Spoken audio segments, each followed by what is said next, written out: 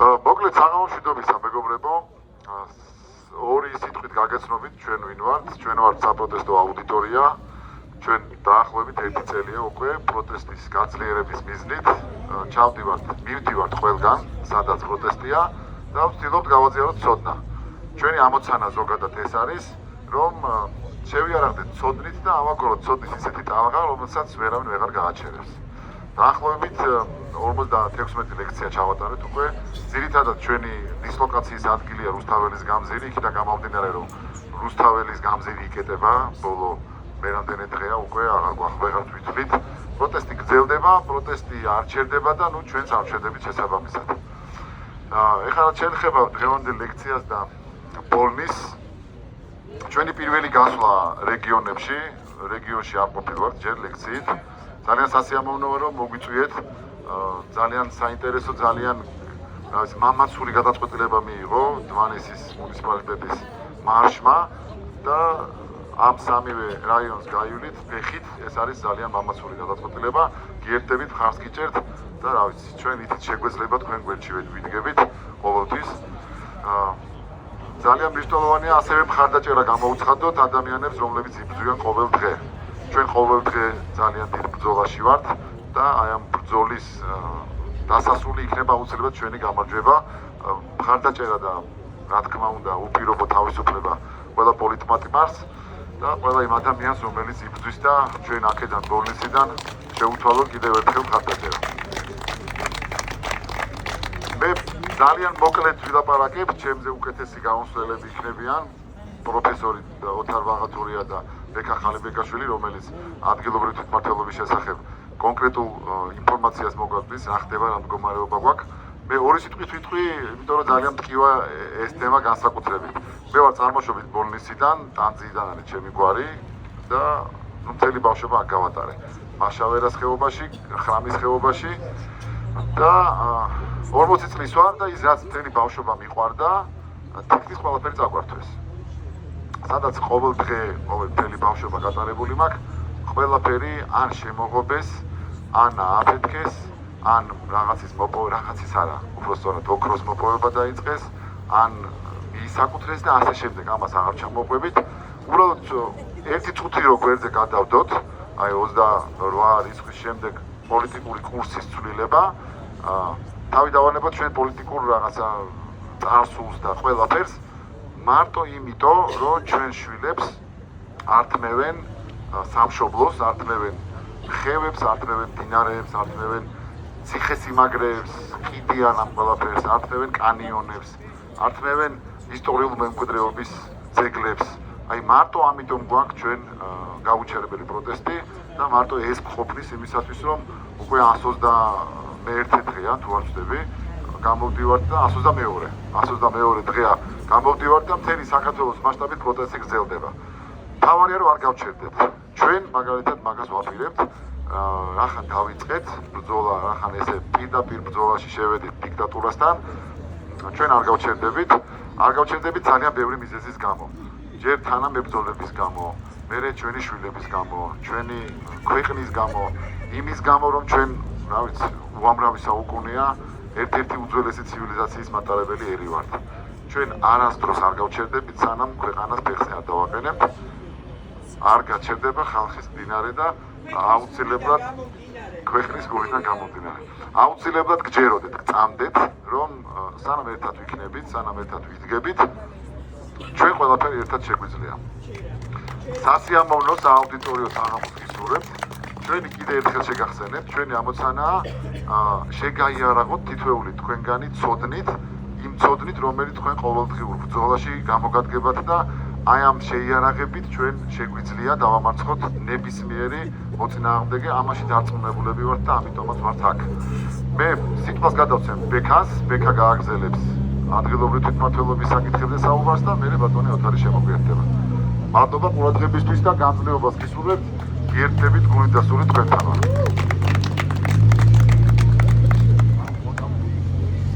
აუ დიდი ბოდიში რა, ესაც უნდა მეთქვა, რაღაცა მოუვიდა დენის წყალოს. ჩვენ გვეგონა რომ აქ დენს მოგცემდნენ, მაგრამ ნუ არ დაგვითმეს სამწუხაროდ, გქონდა სარეზერვო გენერატორი, მაგრამ აი ამ წუთში გაფუჭდა და ამისთვის ძალიან დიდი ბოდის გიხდით. ეგ მithumetes უარეს. მოგესალმებით მეგობრებო, მე ბექა ვარ, ხალი ბეკაშვილი, წარმოშობით ახალგორიდან ვარ, 2008 წლის ომის დევნილი ვარ. და როგორც მოგეხსენებათ, წეროვანში, მცხეთის ტერიტორიაზე არის დევნილთა დასახლება, რომლის დეპუტატიც გახდით 2017 წელს და სხვათა შორის ვიყავი ქართული ოცნების კვოტით შესული 2017 წელს. დღეს როგორც ხედავთ, აქ ვდგავარ, იმიტომ რომ არც 2017 წელს და არც მანამდე და არც მაგის მერე არასდროს არ შეუგუებია უსამართლობას და არც ახლა არ ვეგუები, რა თქმა უნდა. ერთი-ორ პრაქტიკულ მაგალითს მოვიყვანდა მცხეთის მუნიციპალიტეტის მაგალითზე ვისაუბრებ იმ პრობლემებზე, რაც ზოგადად მუნიციპალიტეტში არის და დიდხანს არ გავაგრძელებ, იმიტომ რომ დიდი გზა გამოიარეთ, ვიცი რომ თქვენს დასვენება გჭირდებათ.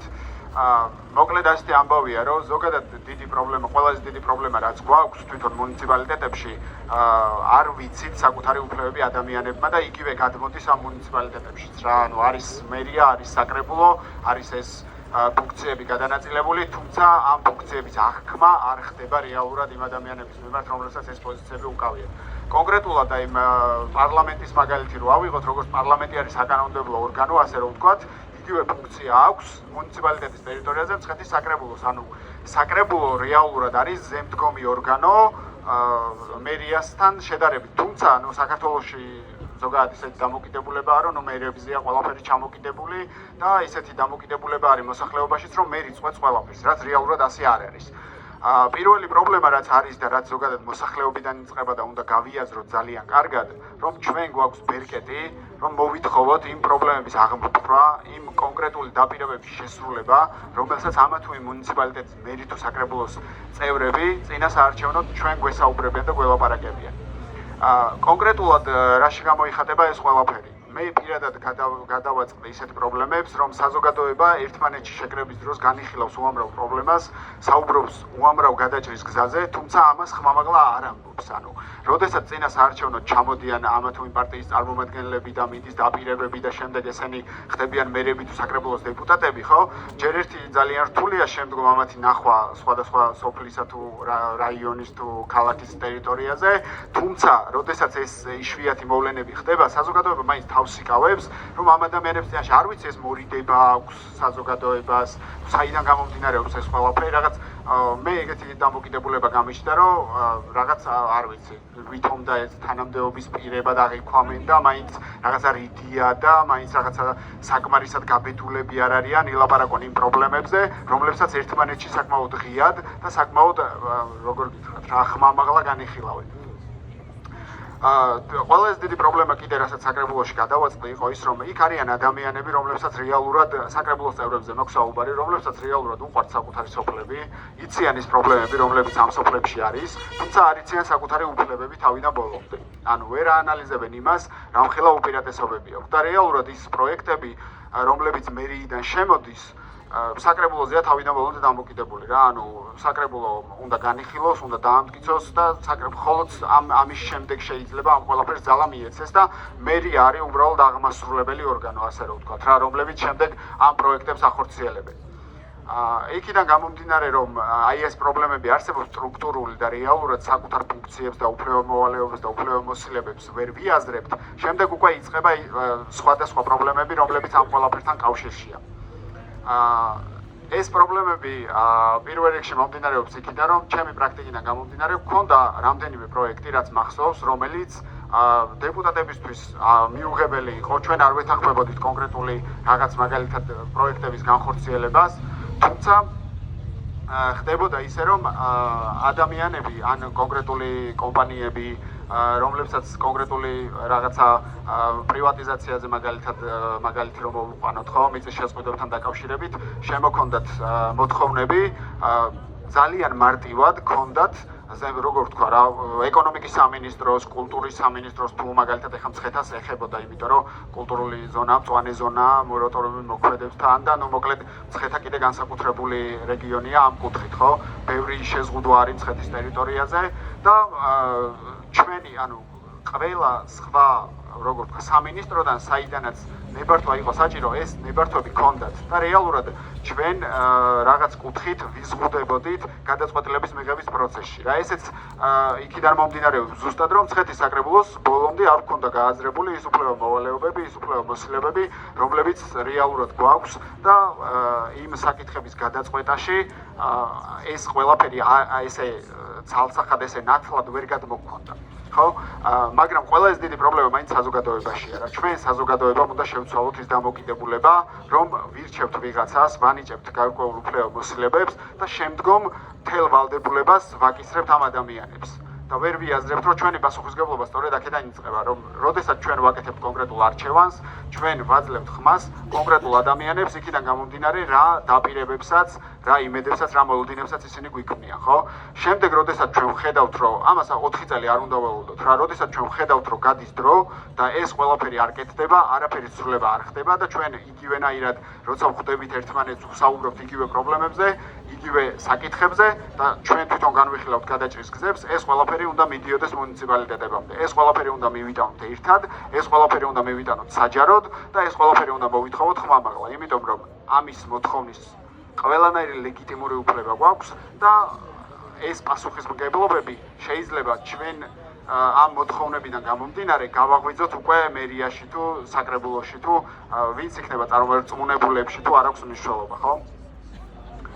ასევე მინდა დავამატო 1-2 სიტყვით, რომ კონკრეტულად ახლა ბოლნისის საკრებულოს წარმომადგენელი იყო მოსული, სანამ მარში მოვიდოდა და რამდენიმე სიტყვით გავესაუბრე, რომ თუ აქაც მსგავსი პრობლემა თუ არის, რომ საკრებულოს და მერიას შორის დამოკიდებულებებზე მაქვს საუბარი, რომ რამდენად იაზრებს სიტყვაზე ბოლნისში საკრებულო, რა პასუხისმგებლობები აქვს, რა უფლებამოსილებები აქვს და რამდენად აღიქვამს იმ ყველაფერს, რისი გაკეთება შეუძლია და აღმოჩნდა, რომ ამ მუნიციპალიტეტში ზუსტად იგივე პრობლემებია. ეს პრობლემები პირველ რიგში ჩემი აზრით იწყება იქიდან, რომ ჩვენ ადამიანებს კომპეტენციის მიხედვით არ ვარჩევთ. ანუ ჩვენ ადამიანების შერჩევა ძირითადად ხდება კონკრეტულ სოფლებში თუ მუნიციპალიტეტებში, იქიდან გამომდინარე,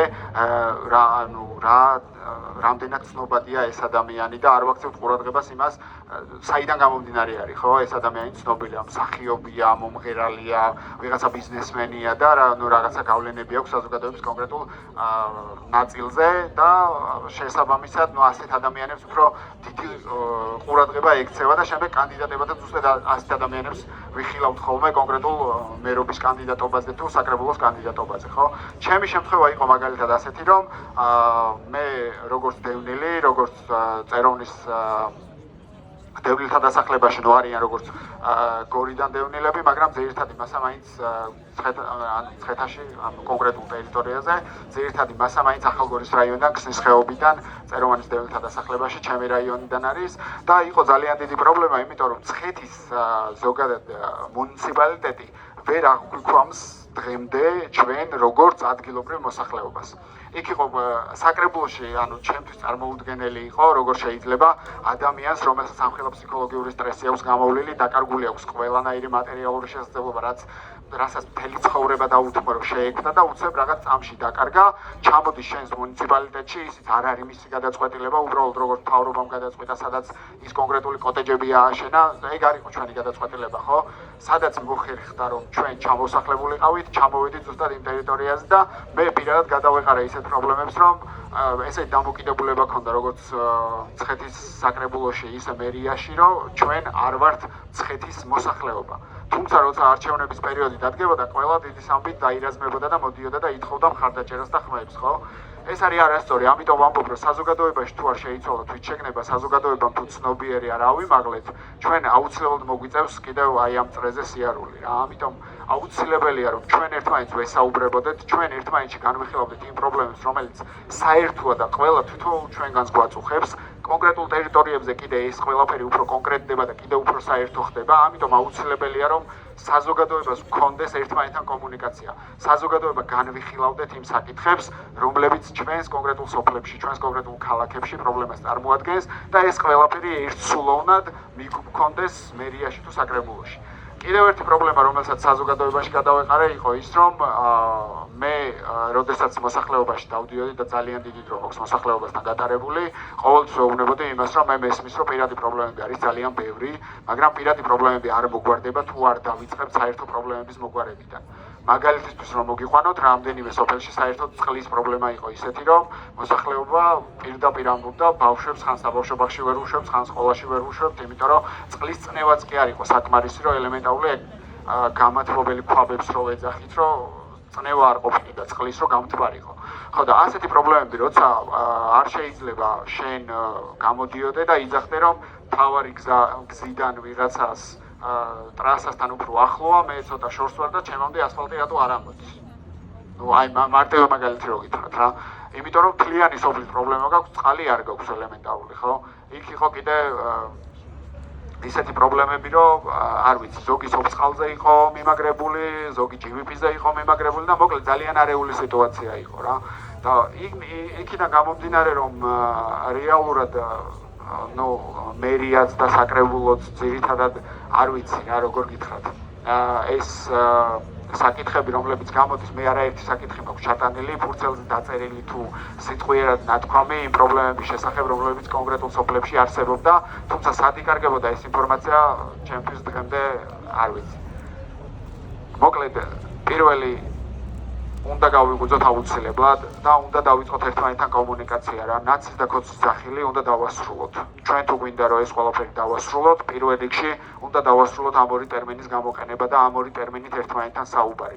ჩვენ უნდა დავიწყოთ რეალურ პრობლემებზე საუბარი, იმიტომ რომ რეალური პრობლემა არის პრობლემა ჩემთვისაც, როგორც ოპოზიციის ამომრჩევლისთვისაც ამ არჩევნებზე და რეალური პრობლემა არის პრობლემა იმ ადამიანისთვისაც, რომელმაც გადაწყვიტა, რომ ქართული ოცნებისთვის მიეცა ხმა.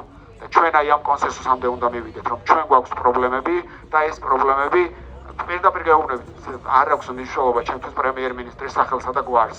ჩემთვის მნიშვნელობა აქვს, რომ საზოგადოება ვიაზრებდეთ, ერთად დგომით შეგვიძლია ნებისმიერ ადამიანს, ნებისმიერი სახელისა და გვარის მქონეს მოვთხოვოთ ამ პრობლემების გადაჭრა.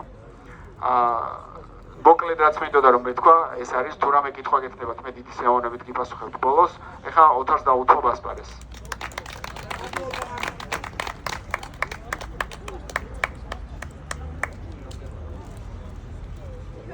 მოგესალმებით.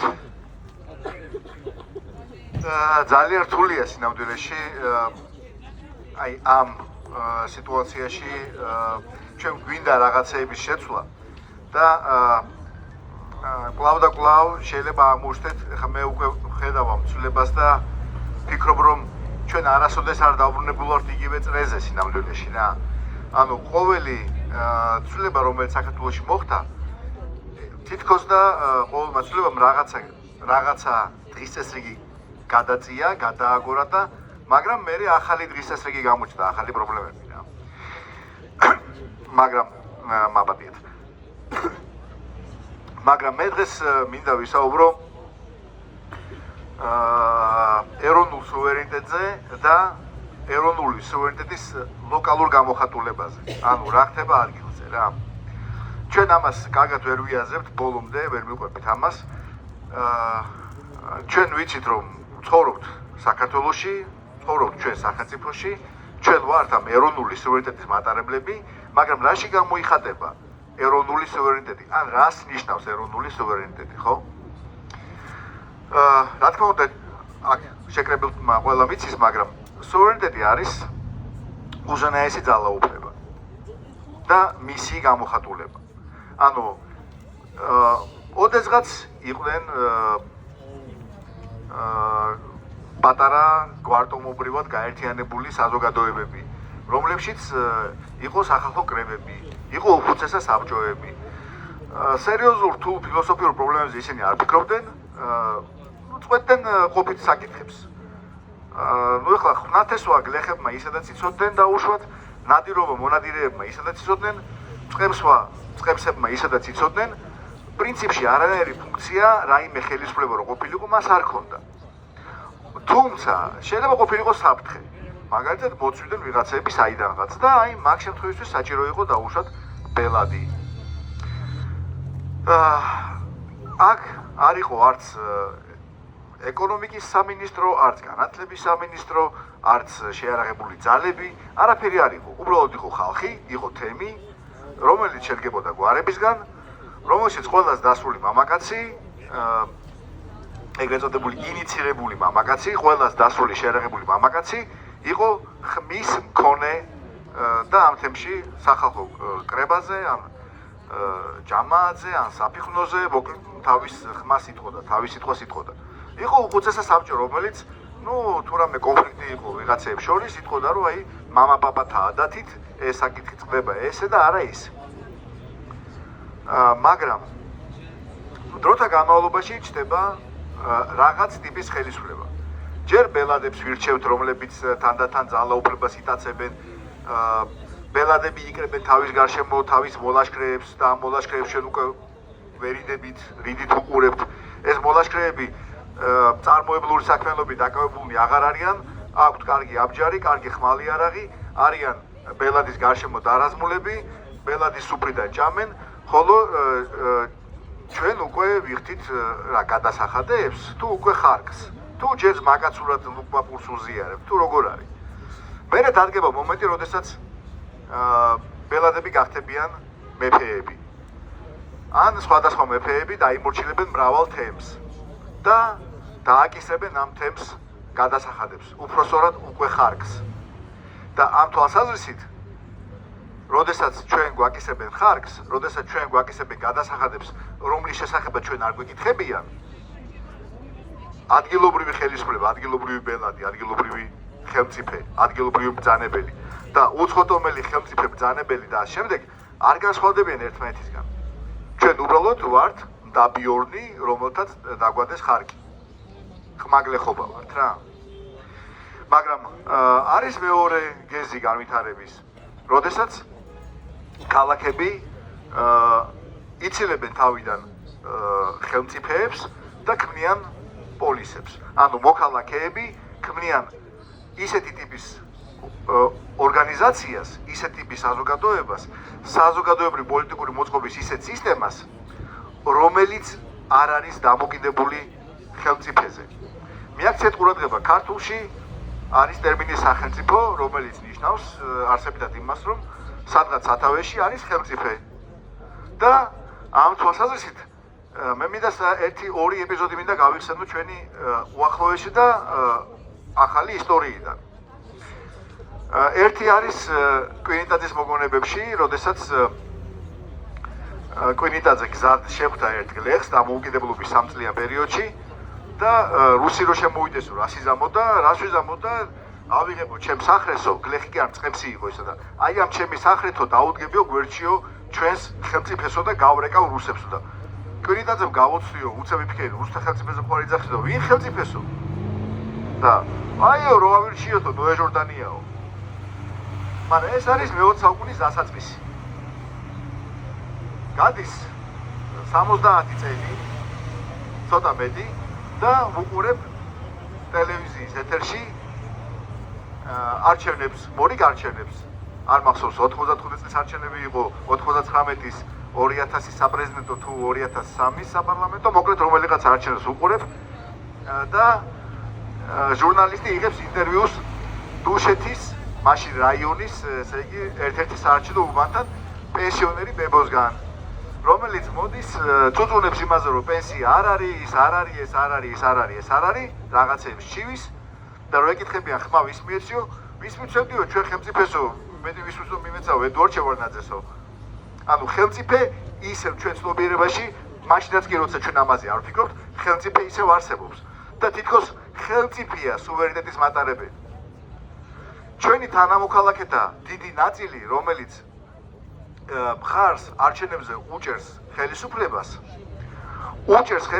მაშინაც კი როცა ხელისუფლებით უკმაყოფილოა, ხელისუფლების მხარდამჭერთა მნიშვნელოვანი ნაწილი უჭერს მხარს ხელისუფლებას, იმიტომ რომ ხელისუფლება გონია თავისი სამშობლოს განსახიერება.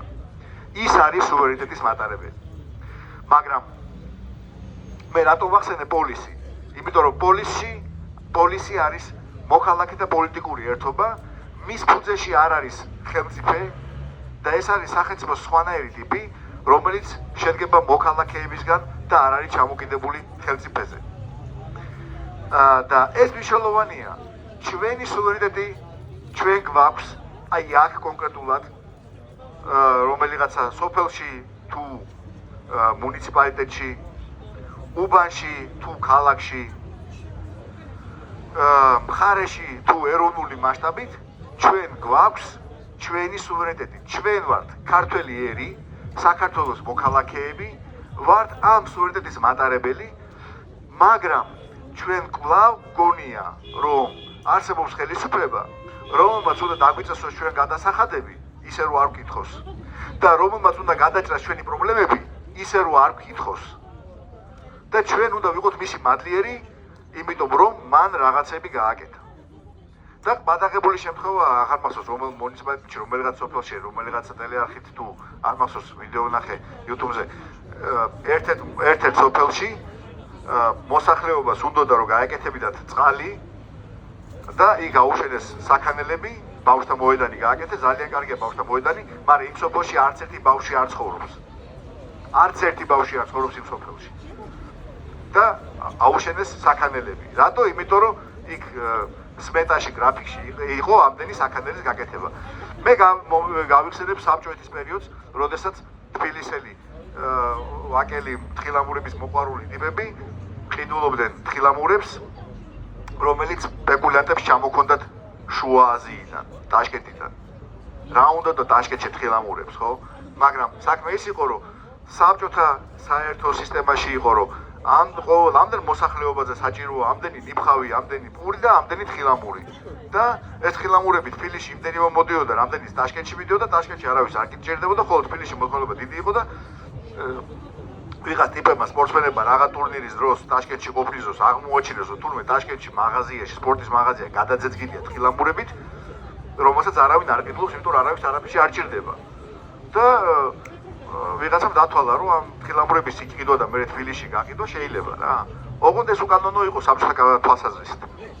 დღეს ჩვენ ისევ ვცხოვრობთ ქვეყანაში, სადაც ვიღაცებს ვირჩევთ, რომლებიც იქ მაღლა იციან, რა გვინდა ჩვენ აქ და ჩვენზე უკეთ იციან.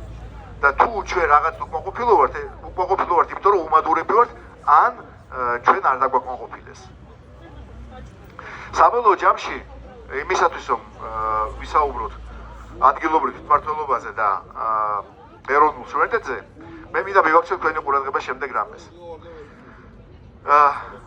არავინ იცის თითოეულ ჩვენგანზე უკეთ რა პრობლემები არსებობს აი ამ ლოკაციაში, რომელშიც ჩვენ ვიმყოფებით, რომელშიც ჩვენ ცხოვრობთ, სადაც დაუშვათ ჩვენი ბავშვები იზრდებიან, სადაც ჩვენ გვიწევს სიარული გზაზე, სადაც ჩვენ გვიწევს წყალმომარაგებით სარგებლობა ან ელექტრომომარაგებით სარგებლობა, სად რა პრობლემები გვაქვს, ჩვენ თვითონ ვიცით ყველაზე კარგად, მაგრამ ჩვენ არ ვიცით, რომ ეს პრობლემები ჩვენ უნდა მოვაგვაროთ ჩვენს ადგილობრივ ორგანოებთან ერთად. ჩვენ ეს არ ვიცით, ან ვიცით, მაგრამ თეორიულად. სინამდვილეში ჩვენ არ აქვს არანაირი პრაქტიკული ბერკეტი, რომ ეს სინამდვილეში ვისწავლოთ.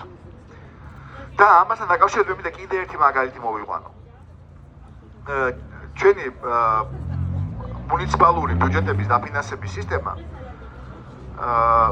გასაგებია რომ ზოგიერთი მუნიციპალიტეტი არის შედარებით ღარიბი, ზოგიერთი არის შედარებით მდიდარი, ყველაზე მეტი ფული კეთდება სავარაუდოდ თბილისსა და ბათუმში და არის ცენტრალური ბიუჯეტი, რომელიც ყველას რაღაცით გვეხმარება რა. ყველას ვინც არ უნდა ვიყოთ, ყველას რაღაცას გვიკეთებს კარგს. ან თავისი აზრით გვიკეთებს კარგს, ყოველ შემთხვევაში ფულს ხარჯავს. და სინამდვილეში გამოდის, რომ ის ადგილობრივი ხელისუფლებები, რომლებიც არის ყოველ მუნიციპალიტეტში, მერიაში თუ უბანში და შემდეგ ვაკის რაიონში მაგალითად, ესენი არიან დამოკიდებული მთლიანად იმ ცენტრალურ ხელისუფლებაზე, რომელიც ფლობს რესურსს და ამ რესურსს ანაწილებს. და ნახეთ რა გამოდის ვიკინგების ბელადივით. ვიღა ტიპები მოსახლეობიდან და მოვაჭრეებიდან და ვიღაცეებიდან კრებენ რესურსს ფულის სახით და მერე ამ რესურსს ანაწილებენ ისე როგორც მათ მიაჩნიათ სწორად და ტიპები რომლებიც ამით სარგებლობენ თავს გრძნობენ დავალებულად და თავს გრძნობენ უსუსტურად და დამოკიდებულად. მათ არანაირი აზრი არ აქვს მათ არსებობას, მათ უბრალოდ იციან რომ მე თუ არ ვიქნები ამ ადგილზე და ამ ფულს მე თუ არ გავატარებ და აქედან მე თუ რაღაც არ დამრჩება, ამ ადგილზე იქნება სხვა, რომელიც ამ ფულს გაატარეს და მას რაღაცა დარჩება. ამიტომ ბრძოლასაც აზრი არ აქვს. მირჩევნია ვიყო იქ სადაც ვარ. ეს მანკიერი წრე იკვრება ამგვარად. ეს იკვრება მორჩილების მანკიერი წრე. სინამდვილეში მე მინდა ერთი კიდევ მაგალითი მოვიყვანო. 2019 წელს აირჩიეს უკრაინის პრეზიდენტად ზელენსკი.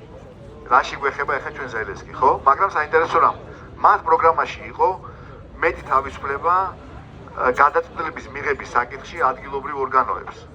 ერთ-ერთი პუნქტი მათი პროგრამის იყო ის, რომ ქალაქებს და სოფლებს, უბნებს და მუნიციპალიტეტებს თავად გადაეწყდათ რაღაც სახსრები დაეტოვებინათ, რაღაც სახსრები შეეკრიბათ და თავად გადაეწყდათ რაში გამოიყენებინათ, რა სახსრები როგორ დაეხარჯათ. და ომის დაწყების მომენტისთვის აი ამ მცირე პერიოდში 2019-დან 2022 წლამდე ძალიან ბევრი პატარა ქალაქი შეიცვალა ისე, რომ კონკურენციას უწევდა დიდ ქალაქებს. მაგალითად, სამხარეო ცენტრი მარიუპოლი გახდა უფრო მაღალი შემოსავლების ქალაქი, ვიდრე იყო მაგალითად კიევი. მაგრამ პატარა რამდენიმე ათასიანი ქალაქებიც კი შეიცვალა, ბუკვალურად შეიცვალა, გაჩნდა საზოგადოებრივი ტრანსპორტი, გაჩნდა კარგად მოპირკეთებული ქუჩები, გაჩნდა გარემონტებული სკოლები, გაჩნდა სკვერები, სადაც საჭირო იყო გასწორდა წყალმომარაგება, გასწორდა ელექტრომომარაგება, ეს ყველაფერი გამოსწორდა 2019-დან 2022 წლებში. ძალიან ხანმოკლე პერიოდში ძალიან სწრაფად დაეთყო ეს ცვლილებები, იმიტომ რომ უბრალოდ იყო პოლიტიკური გადაწყვეტილება იმაზე, რომ მოდი ქალაქებმა და მუნიციპალიტეტებმა, სოფლებმა და უბნებმა, იქ მცხოვრებმა მოქალაქეებმა და მათ მიერ არჩეულმა ადგილობრივმა ხელისუფლებამ გადაწყვიტოს სად როგორ იშოვოს ფული და თუ რამე აკლია ჩვენ ამ ფული დავეხმარებთ, მაგრამ თვითონ გადაწყვეტონ სად რაში მოიხმარონ ეს ფული. და ეს ძალიან კარგი გამოცდილებაა, ეს გამოცდილება ჩვენ და კარგად შევისწავლოთ.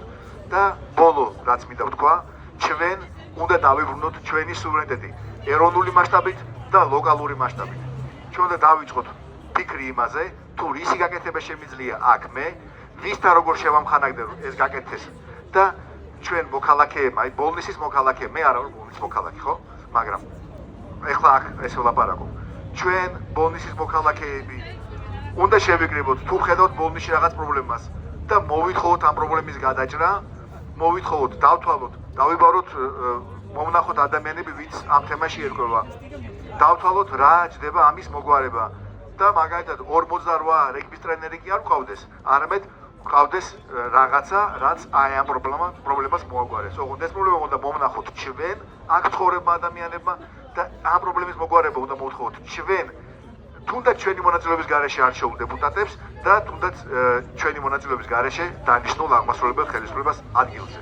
უნდა მოვთხოვოთ მას, უნდა ვწეროთ პეტიციები, უნდა მოვითხოვოთ და საბოლოო ჯამში ეროვნული მასშტაბით ჩვენ უნდა მოვითხოვოთ კანონმდებლობის ცვლილება ისე რომ გადასახადების ნაწილში და ამ გადასახადების ათვისების ნაწილში და ლოკალურად განსახორციელებელი საქმეების ნაწილში ჩვენი ხმა იყოს გადამწყვეტი. ანუ ლოკალური ხმა იყოს გადამწყვეტი ლოკალური საკითხების გადაწყვეტაში. ეს უნდა მოვითხოვოთ ჩვენ ეროვნულ დონეზე და ეს უნდა მოვითხოვოთ ჩვენ ასევე ლოკალურ დონეზეც. გმადლობთ ყურადღებისთვის.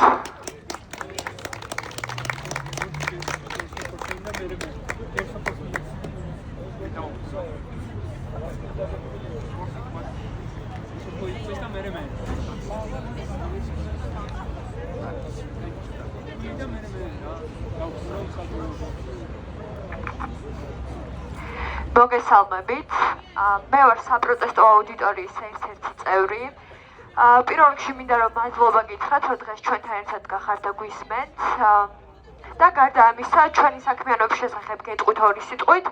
საპროტესტო აუდიტორია ყოველ საღამოს პროტესტის მსვლელობისას ილიასა და აკაკის ძეგლთან აორგანიზებს ლექციებს ისეთ თემებზე, რომელიც გვეხება თითოეულ ჩვენგანს და რომელიც ემსახურება იმას, რომ ჩვენი მოქალაქეობრივი პასუხისმგებლობა უფრო მაღალ დონეზე ავიდეს. და ყოველივე ეს, რა თქმა უნდა, არის ძალიან რთული, მაგრამ მიუხედავად ამ ყველაფრისა, ყოველ საღამოს გამოვდივართ, იმიტომ რომ ვჯერა, რომ ცოდნა არის სწორედ ის, რაც გადაგვარჩენს და გაგვაერთიანებს. სამწუხაროდ ჯერჯერობით არ გვაქვს იმის საშუალება, რომ გავიდეთ რეგიონებში, ეს არის დიდ სახსრებთან არის ასე თუ ისე დამოკიდებული, მაგრამ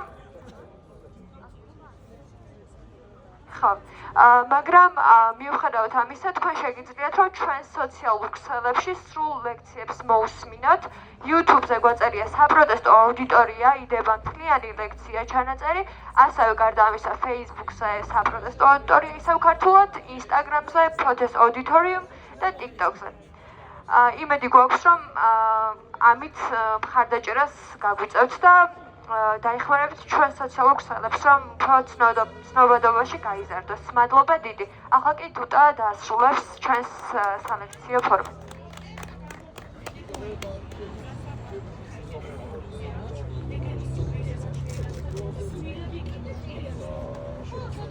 პირველ რიგში მოგესალმებით. მე გახლავართ დუტა ჯავახშვილი, საპროტესტო აუდიტორიის ხმა და საპროტესტო აუდიტორიის ერთ-ერთი აქტიური წევრი. მინდა პირველ რიგში ლაშას და ლილეს მინდა მადლობა გადავუხადო იმისთვის, რომ მოგვიწვიეთ და ჩავატარეთ აქ ლექციები. და ჩემთვის ძალიან დიდი პატივია ასეთ მარშში მონაწილეობის მიღება და ასევე ჩემი გუნდისთვის. მეგობრებო, სამწუხაროდ სოფო მახსენა, რომ ჩვენ ვერ გავდივართ რეგიონებში, იმის გამო, რომ სახსრები არ გვაქვს. ამიტომ შეგიძლიათ თქვენ დაგვეხმაროთ, ასეთი პლატფორმა არსებობს Free Donation-ი. შეგიძლიათ, რომ ასე ვთქვათ, დახმარების სახით, მცირედით ჩარიცხოთ თანხები და დაგვეხმაროთ სახსრების მოძიებაში. კიდევ მინდა რომ გითხრათ, რომ ჩემთვის ეს პროტესტი არის ძალიან მნიშვნელოვანი და თითოეული წევრი, ვინც ამ პროტესტში არის ჩართული, მიყვარხართ, გაფასებთ და მინდა გითხრათ, რომ ამ ბრძოლას აუცილებლად გავიმარჯვებთ. ცეცხლი ოლიგარქიას! ცეცხლი ოლიგარქიას! ახლა კი მინდა ლილეს დაუთმო ასპარეზი და გავიკითხავთ მანიფესტს.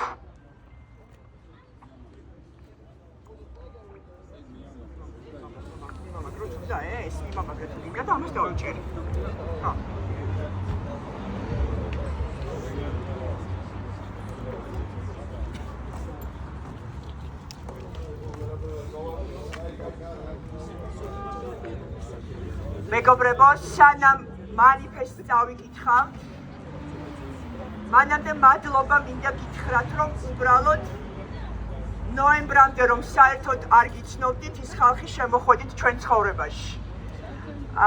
ესეთი ამახელვებელი არასდროს არ ყოფილა თანამოაზრეებთან შეხვედრა.